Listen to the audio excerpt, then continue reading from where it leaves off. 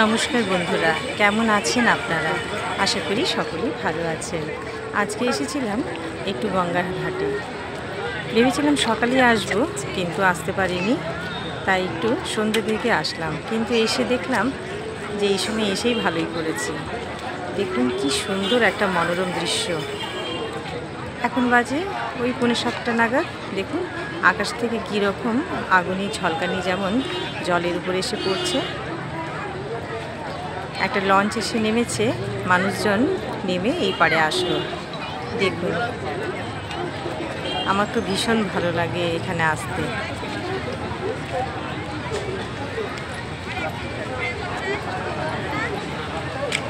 আমি চেষ্টা করি মাঝে মাঝে এখানে আসতে, তাদের মনটাও একটু ভালো লাগে আর বড় মার কাছে একটু দর্শনও করে যায়। জানি না আজকে যেতে পারবো কি না, কারণ প্রচণ্ড লাইনে, প্রচণ্ড ভিড়।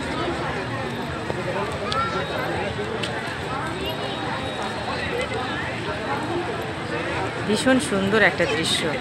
আকাশে মেঘ রয়েছে, বৃষ্টি আসতে পারে।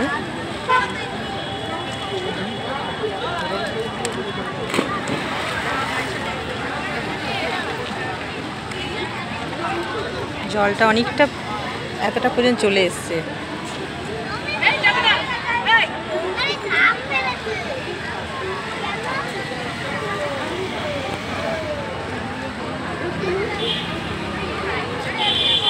চলুন পরে আসছি, আবার দেখা হবে।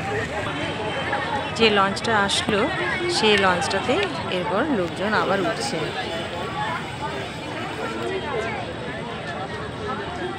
পাঁচ মিনিটের মধ্যে পুরো লঞ্চ ভরে যায়।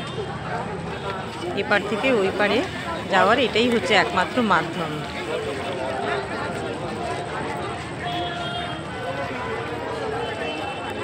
খুব কম ভাড়াতে এটাতে যাওয়া যায়। লঞ্চটা এরপর ছেড়ে দিল। দেখুন কি সুন্দর লাগছে দেখতে। নৈহাটির থেকে চুঁচুড়া যাবে।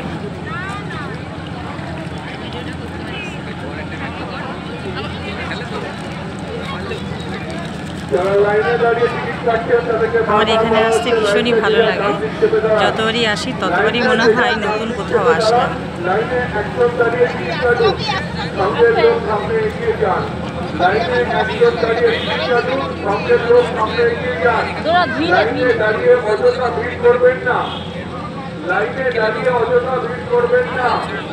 লঞ্চটা ছেড়ে দিল।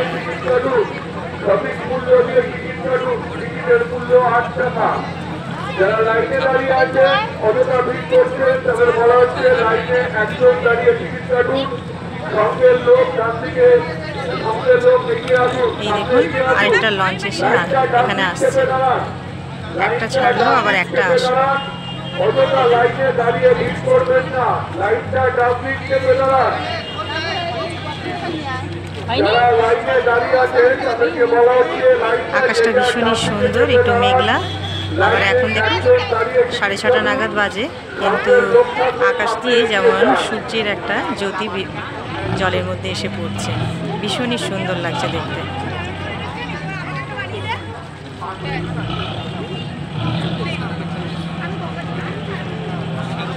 ওই যে যেটা ছাড়লো ঘাট থেকে, সেটাও একটু ঘুরে ওই পাড়ের দিকে চলে যাচ্ছে।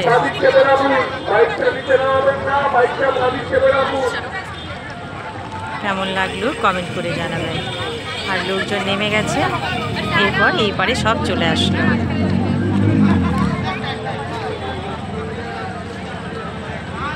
ওই যে লঞ্চটা অনেকটা দূরে চলে গেছে। আচ্ছা, এখানেই থাকুন। আবার কোনো দিন দেখা হবে, আবার কোনো ভিডিও।